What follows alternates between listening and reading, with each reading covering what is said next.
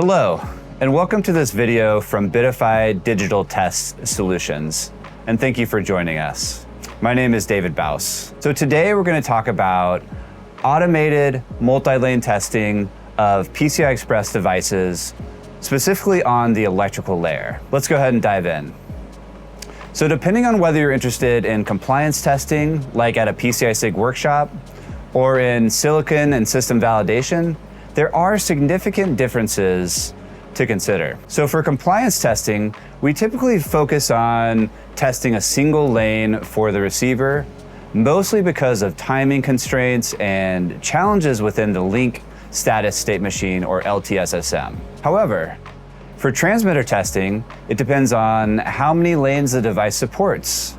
So with very wide devices, we might look at, let's say, the inner and outer lanes, and sometimes a lane somewhere right in the middle.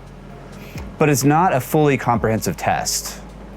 However, for silicon and system validation of products that are intended to be commercialized, you really need to test under a much wider range of conditions, like PVT, standing for process, voltage, temperature, and across all of the lanes. That's when the number of test cases can become very time intensive.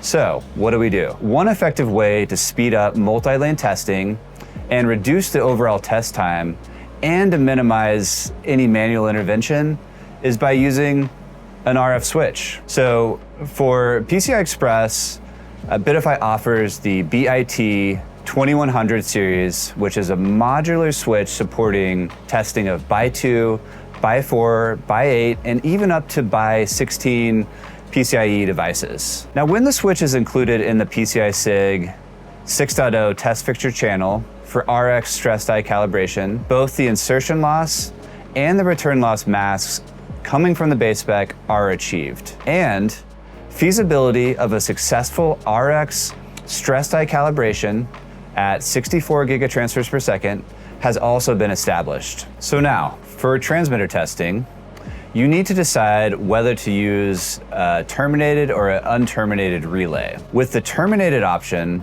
the lanes you're not actively testing will actually output the compliance pattern, including crosstalk. Now with the unterminated option, those lanes remain inactive, avoiding the crosstalk scenario altogether. The right choice depends on what kind of validation you want to perform and whether you want to consider the impact of crosstalk with your testing. Now, there's also the question of de-embedding. You can characterize the RFswitch, capture S parameters, and use, let's say, Keysight Infinium software or similar to de-embed the switch's impact, effectively removing that part of hardware from the channel. Typically for TX silicon level or chip level testing, de-embedding is preferred to get as close as you can actually to the device under test transmitter. At the system level, the impact of the full channel is intentionally included. For receiver testing, using a terminated solution is a standard recommendation. The way we handle the RF switch's impact, working with the BitifEye and Keysight combined solution,